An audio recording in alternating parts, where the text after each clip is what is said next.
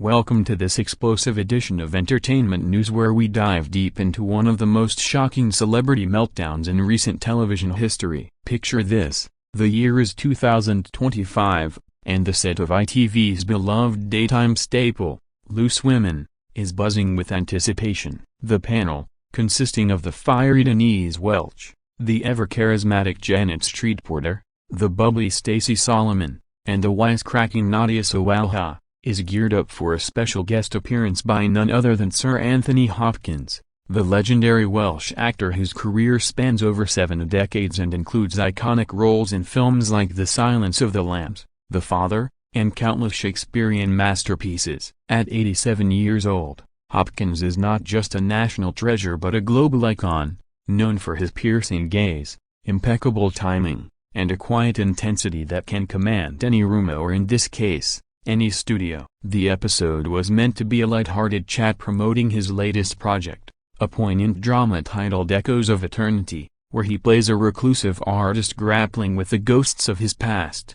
Fans tuned in expecting heartwarming anecdotes from a life in the spotlight, perhaps a chuckle over his famous portrayal of Hannibal Lecter, or insights into his sobriety journey after decades of battling alcoholism. Little did they know, what started as a routine interview would erupt into a firestorm of emotions, accusations, and ultimatums that would leave viewers stunned and social media ablaze. Denise Welch, a Loose Women veteran with over 2 decades on the show, has built her reputation on unfiltered opinions, passionate defenses of mental health, and a no-holds-barred approach to celebrity gossip. Born in 1958 in Tynemouth, England, Welch rose to fame in the 1980s with roles in Coronation Street and Waterloo Road, but it was her candid discussions about depression, addiction, and family life that endeared her to millions. She's no stranger to controversy. Remember her heated Twitter spats with Katie Hopkins or her vocal support for Meghan Markle amid royal family dramas.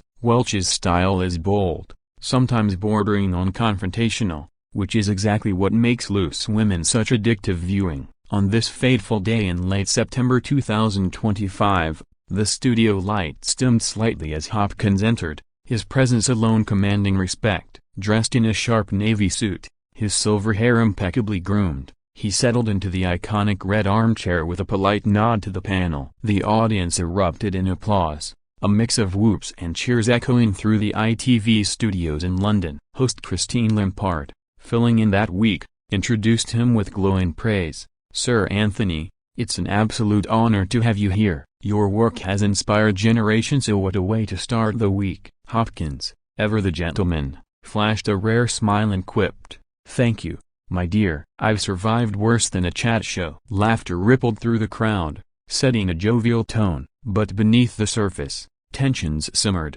waiting for the spark that would ignite the chaos. As the segment kicked off, the panel eased into familiar territory. Janet Street Porter, with her trademark wit, asked about Hopkins' early days in theater, drawing out stories of his time at the Royal Academy of Dramatic Art and his collaborations with Richard Burton. Stacey Solomon gushed over his role in The Father, sharing how it moved her to tears during lockdown viewings. Nadia chimed in with questions about his painting hobby, a passion Hopkins has nurtured since his youth, often sharing his abstract works on social media. The conversation flowed smoothly, Hopkins' responses measured and eloquent, laced with that signature dry humor. "Acting is like painting," he mused. "You start with a blank canvas and hope the colors don't run away from you." The audience lapped it up, and for a moment, it seemed like the perfect blend of star power and daytime TV charm. But then, it was Denise Welch's turn to steer the ship. Seated at the far end of the panel,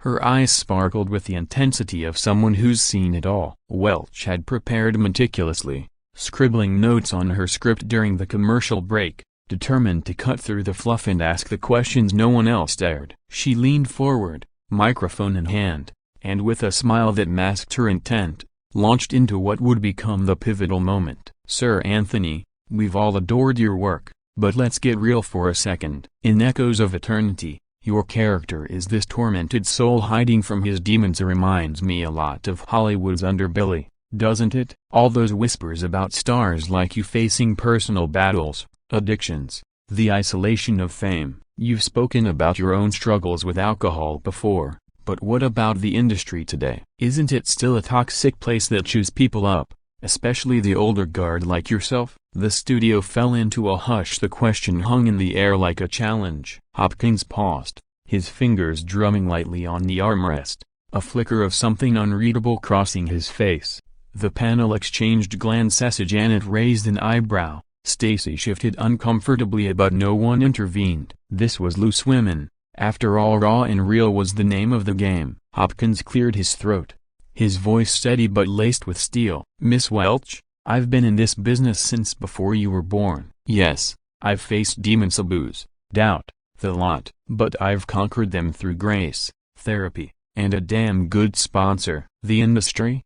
It's changed. Sharia, more lights, more cameras, more vultures, but toxic? That's a word for the weak who blame the world instead of themselves. The audience murmured, a mix of agreement and surprise. Welch, undeterred, pressed on, her Geordie accent sharpening. With respect, sir, it's not just personal, it's systemic. Look at all the Me Too stories, the mental health crises. You've got power, why not call it out more forcefully? Hopkins' eyes narrowed, the room's energy shifting palpably. What followed was not a debate, but the unraveling of civility, a clash of titans that would redefine daytime TV boundaries and leave an indelible mark on both careers. As the cameras rolled, capturing every tense micro-expression, the world outside began to buzz with live tweets and frantic texts. This wasn't just an interview anymore, it was a spectacle, a raw nerve exposed under the glare of public scrutiny. And oh, how it would escalate from there, pulling in fans, critics, and even industry heavyweights into the fray. But let's rewind a bit to understand the stakes. Anthony Hopkins isn't just any guest, he's a knighted legend, an Oscar winner who's dined with presidents and out-acted demigods. His memoir, released just months prior, detailed harrowing tales of blackouts in his youth, near-death overdoses, and a spiritual awakening in 1975 that led to sobriety. At AA meetings, he's legendary for his humility, sharing war stories with newcomers half his age. Denise Welch, on the flip side, is a survivor to her own battles with depression led to breakdowns on set, hospitalizations, and a fierce advocacy role with Mind Charity. She's penned books like The Unbreakable Thread, weaving her life's tapestry of triumph over trauma. Their shared history of resilience should have been a bridge, not a battleground. Yet here they were, two warriors whose scars ran deep, colliding in a space meant for levity. The production team, monitoring from the control booth, exchanged worried looks as Hopkins' response lingered. Christine Lampard attempted a pivot, fascinating insight. So let's talk more about the film. But the damage was done. The air crackled with unspoken fury. Viewers at home, sipping tea in living rooms across the UK, sensed it too. Phones lit up with comments like, "Oh, if Denise went there and Tony's not having it." Little did they know, this was merely the opening salvo in a war of words that would dominate headlines for weeks, spawning memes, think pieces, and even calls for Welch's suspension. As the segment barreled toward its climax, the true heat began to build, layer by layer, until the studio itself seemed to shrink under the weight of egos and echoes of pain. Hopkins, drawing on a lifetime of portraying complex anti-heroes, chose his next words with the precision of a surgeon. Systemic toxicity? I've seen it all. Directors who prey, producers who poison. But finger-pointing achieves nothing. I speak when it matters, not for applause. Welch fired back, her voice rising. With all due respect, sir, silence can be complicity. The gasp from the audience was audible, a collective intake of breath as the line was crossed. Janet interjected, "Ladies and gents, let's keep it civil." But it was too late. Hopkins stood abruptly, his chair scraping against the floor like a thunderclap. "I've given enough of my soul to this world. Good day to you all." And with that, he strode off set, leaving the stunned panel in his wake. The credits rolled amid awkward applause, but the story was just beginning. A tale of fallout, redemption, and the brutal cost of candor in the court of public opinion. In the immediate aftermath of Sir Anthony Hopkins' dramatic exit from the Loose Women set, the studio plunged into a whirlwind of confusion and hurried damage control that would set the tone for the scandal's explosive trajectory. Christine Lampard, her face a mask of professional poise masking inner panic, Quickly cut to a commercial break as crew members scrambled to usher the audience out and producers huddled in frantic whispers behind the scenes. Denise Welch sat frozen for a beat, her cheeks flushed, before turning to her co-panelists with a defiant shrug. "Well, that escalated quickly, didn't it?" Janet Street Porter, ever the pragmatist, rolled her eyes and muttered, "Bloody hell, Denise, you poked the bear." Stacey Solomon, wide-eyed and empathetic, placed a hand on Welch's arm. "He seemed really upset. Maybe we should check on him?" But Hopkins was already gone, vanishing into a waiting car outside the ITV building, his publicist shielding him from the paparazzi who had miraculously appeared, as if tipped off by some sixth sense. Back in the green room, untouched tea cooling on the table, the production team pieced together the footage, debating whether to air it unedited or soften the blow with bleeps and apologies. Upstairs, ITV executives watched the raw feed on monitors, their faces a gallery of grimaces and gasps. "This is gold," one producer whispered, "but it'll be dynamite." Meanwhile, across London in a quiet Notting Hill townhouse, Hopkins nursed a cup of herbal tea, his wife Stella at his side, replaying the exchange in his mind. "She meant well, perhaps," he told her, his voice a low rumble, "but good intentions don't excuse bad manners." Stella, a former agent turned confidant, nodded solemnly. "You've faced worse, love." "Let it be." But Hopkins, no stranger to the media's maul, knew better. This was no mere blip. By the time the episode aired that afternoon, social media had ignited like dry tinder. Hashtags like #HopkinsWalkout, #Denise vs Tony, and #LooseWomen drama trended within minutes, amassing millions of impressions. Twitter now became a battlefield. Fans of Hopkins decried Welch as rude and disrespectful, posting clips of his Hannibal stare-downs as memes, while Welch's loyalists rallied with cries of "She asked the real questions." #TruthBomb. TikTok exploded with reaction videos of young creators lip-syncing Hopkins' parting line, "Good day to you all," over dramatic music swells. Instagram stories from celebrities poured in. Judi Dench posted a cryptic black and white photo caption, "Silence speaks volumes," while Stephen Fry tweeted, "Anthony Hopkins is a gentleman. Daytime TV is not always." The clip of the altercation racked up over 10 million views on YouTube by evening, spawning parody sketches on late-night shows like The Last Leg, where host Adam Heels quipped, "Denise Welch just lectured Anthony Hopkins, Chianti and Favubins not included." News outlets pounced. The Sun splashed Hopkins' fury, kicked off Loose Women across its front page, while The Guardian ran a measured analysis titled "When Candor Collides with Courtesy, the Hopkins-Welch Clash." BBC Breakfast dissected it the next morning, with Naga Monchetti noting,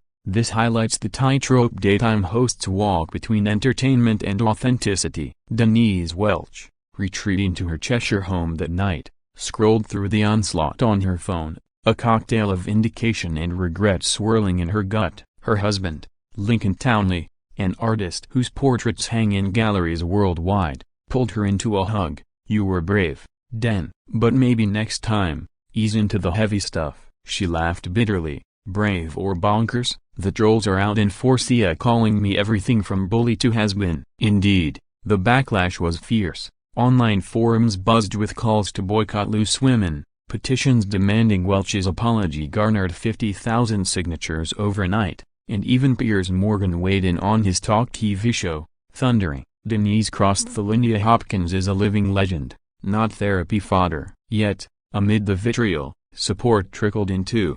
Fellow Loose Women alum Colleen Nolan tweeted solidarity, "Denise speaks for us all. Keep asking the tough questions, sis." Mental health advocates praised her for spotlighting industry woes, with Mind Charity issuing a statement, "Denise Welch's courage in addressing addiction and toxicity is commendable." As night fell, Hopkins penned a terse statement through his reps, "I respect open dialogue but not interrogations." Grateful for the outpouring of support onto the next act, released at 10 p.m., it only fueled the fire, with replies flooding in from A-listers like Ian McKellen. "Well said, Tony.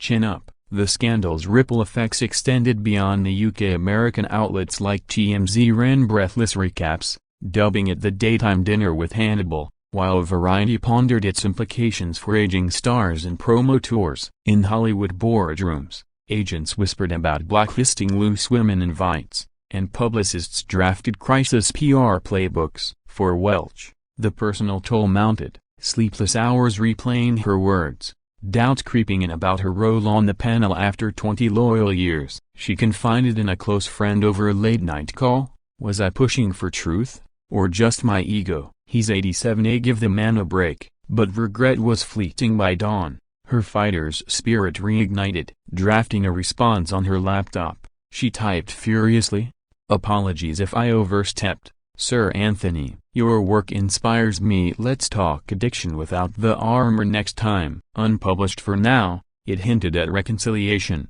but the internet had other plans. Memes proliferated, photoshopped images of Hopkins as Lecter devouring a loose women's script, or Welch as Clarice Starling holding a microphone instead of a gun. Late-night hosts milk-tied James Corden, from his LA sofa, joked, "Anthony Hopkins walked off loose women faster than I did from the Late Late Show. A coincidence?" The economic fallout began too. Loose women ratings spiked 40% that week, proving controversy's cold cash value, while Hopkins' film Echoes of Eternity saw pre-sale tickets surge, audiences drawn to the man behind the myth. Yet, for those involved, it was no laughing matter. Hopkins, reflecting in a quiet AA meeting the next evening, shared anonymously, "Ego almost got me again. Gratitude keeps me grounded." Welch, meanwhile, faced a grilling from my TV bosses, emerging with a warning but no pink slip. "We're about real talk," they told her, but not at the cost of respect. As the dust settled, or rather, swirled higher, the stage was set for deeper dives, public apologies, and perhaps, a surprising truce. But first, the media machine churned on, dissecting every angle, from generational clashes to the ethics of live TV probing. Pundits on Good Morning Britain debated, is Welch a hero for authenticity or a villain for insensitivity? Viewers voted in polls, splitting 55-45 in Hopkins' favor. Celebrities chimed in wave as Dawn French defended Welch. "She's got guts, not everyone's cut out for fluff." While Hopkins' Silence co-star Julianne Moore posted a throwback photo, Team Tanya legends don't deserve the grill. The frenzy peaked with a viral thread on X from a supposed insider. What really happened backstage? Hopkins allegedly called Welch out of line before storming out. Debunked quickly, it still added fuel. By week's end, the altercation had transcended gossip, sparking broader conversations on ageism in media, the right to privacy for public figures, and the double standards applied to outspoken women like Welch. Documentaries were pitched, books excerpted, and therapists booked solid, with fans processing the drama. In this cauldron of chaos, two souls, one a titan of stage and screen, the other a tenacious talker, found themselves unwilling poster children for a cultural reckoning. And as the sun rose on day 3, the world waited breathlessly for the next move in this high-stakes game of verbal chess. Would Hopkins sue? Would Welch double down? Or would forgiveness prevail in the unforgiving arena of fame? The answers, dear viewers, lay ahead, woven into the fabric of fallout that bound them tighter than any script. As the Anthony Hopkins-Denise Welch saga dominated headlines into its second week, the narrative evolved from mere tabloid fodder into a multifaceted cultural phenomenon, drawing in psychologists, historians, and even politicians eager to weigh in on the deeper undercurrents of the explosive exchange. In living rooms and lecture halls alike, the clip played on loop, dissected frame by frame for subtext. Was Hopkins' steely gaze a sign of suppressed rage, or the quiet dignity of a man weary of scrutiny? Did Welch's probing tone betray genuine concern, or the thrill-seeker's edge of a host chasing ratings? Academics at Oxford's Media Studies Department penned op-eds for The Times, arguing that the incident exemplified the commodification of vulnerability in broadcast journalism, citing parallels to past blow-ups like Johnny Carson's icy feud with Joan Rivers. Feminists rallied online, framing Welch as a victim of gendered backlash. After all, would a male host face the same vitriol for similar questions? #SN with Denise trended alongside #respect Sir Anthony, creating echo chambers of outrage and empathy. Meanwhile, Hopkins retreated to his Welsh countryside estate, Snowdonia's misty hills, offering solace from the storm. There, amid sketching sessions and long walks with his dogs, he confided in close friend Jonathan Pryce over a video call, "It's absurd, John. No, I'm playing a bloody ghost in my film, and now I'm one in real life." Pryce, is the Two Popes co-star, chuckled, "You've out-acted the drama, mate. Let them talk, it'll fade." But fade it did not. Hopkins' team, savvy operators from CAT, orchestrated a soft return, an exclusive sit-down with BBC's Andrew Marr, where he addressed the elephant sans tusks. "Miss Welch is passionate, I admire that. But passion without boundaries is just noise," he said, his words measured, diffusing bombs with charm. The interview, aired to 4 million viewers, humanized him further. A clips of him laughing about his grumpy old man persona went viral, softening public ire toward Welch. On her end, Denise Welch transformed defense into offense, launching a podcast special titled Unfiltered, My Side of the Story, streamed on Spotify to rapt audiences. In it, she unpacked her intent. "I wasn't attacking Tony, I was honoring his bravery by asking about the shadows he's conquered." Addiction doesn't discriminate, it's the elephant in every green room. Guests included her therapist and former Coronation Street castmate William Roach, who shared his own sobriety tales, turning personal critique into collective catharsis. Ratings soared, and suddenly, Welch was booking TEDx slots on the power of awkward conversations. ITV, sensing opportunity amid the optics nightmare, greenlit a follow-up episode of Loose Women dedicated to celebrity mental health. Crossing the Line? With Welch as anchor, no less. The panel reconvened, tensions thawed by time and therapy sessions. Janet Street Porter kicked off with her signature snark, "If we can't handle a knighted thespian, how do we survive Parliament?" Laughter broke the ice, and soon, they were fielding calls from viewers sharing their stories of housewives recounting relapses, teens inspired by Hopkins' resilience. Stacey Solomon teared up reading a letter from a fan, "Your question made me talk to my dad about his drinking. Thank you, Denise." It was redemption in real time, the show reclaiming its soulful edge. But the ripple effects cascaded further. Hopkins' Echoes of Eternity premiered at the BFI London Film Festival to standing ovations, critics praising his raw vulnerability that mirrors recent life events. Box office projections doubled overnight, proving Scandal's silver lining. Welch, too, saw perks. Her memoir sales spiked 300%, and brands like Boots Pharmacy tapped her for a mental health campaign. Yet,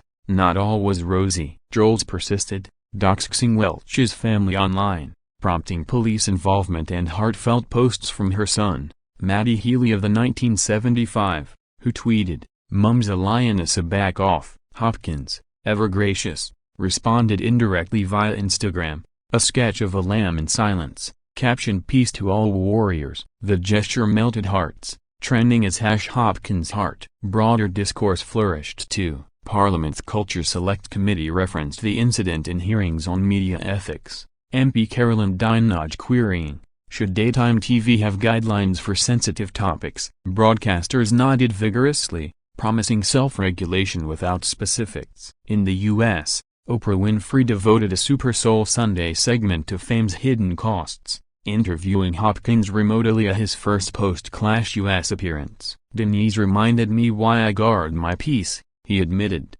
vulnerability disarming skeptics. Welch watched from afar, tweeting props. "Legend recognizes legend. Beers on me someday." The olive branch hung, unanswered publicly but perhaps pondered privately. Cultural critics delved deeper. The New Yorker profiled the Hopkins effect, exploring how one Walkout spotlighted boomer Gen Z divides on privacy versus transparency. Podcasts like The Joe Rogan Experience debated it for hours. Rogan opining, "Tony's a stoic beast, Denise is chaos incarnate." Both right, both wrong. Merch emerged whimsically, t-shirts emblazoned with "Good Day to You" all sold out on Etsy, while Loose Women mugs quipped "Ask the tough questions." Charity ties strengthened. Hopkins donated film proceeds to AA branches. Welch to Mind, turning beef into benevolence. Behind the glamour, personal growth simmered. Hopkins journaled daily, entries revealing gratitude. "This fuss, a blip in eternity's echo." Welch attended extra therapy, emerging more measured, I've learned boundaries aren't barriers, they're bridges. Co-panelists bonded tighter, weekly dinners became ritual, dissecting not just the drama but dreams deferred. As October waned, reconciliation whispers grew. A joint charity gala for mental health loomed, organizers hinting at a shared stage. Would they? The buzz built anticipation, fans polling reunion or rumble. At 70% for harmony, media fatigue set in. Eventually new scandals eclipsed it, like a royal rift or tech tycoon meltdown, but the legacy lingered. Loose women adopted the Hopkins clause, pre-interview sensitivity checks, lauded by watchdogs. Hopkins' next project, a memoir adaptation, wove the tale in subtly, earning raves for candor. Welch's stand-up tour, unleashed and unapologetic, packed houses, punchlines landing on self-deprecation. I made Anthony Hopkins walk. And next up, the Queen. Laughter healed, as it often does. In quiet moments, both reflected on the mirror held up, Hopkins on softening his shell, Welch on sharpening her empathy. The altercation, born of heat, forged unlikely wisdom. It reminded us that under spotlights, we're all human, flawed, fierce, forgivable, and in television's grand theater, sometimes the best scenes are the unscripted ones, messy and memorable, etching souls into eternity's canvas. As the credits roll on this chapter, we see not victors or vanquished, but voyagers navigating fame's treacherous tides, emerging not unbroken, but beautifully bent.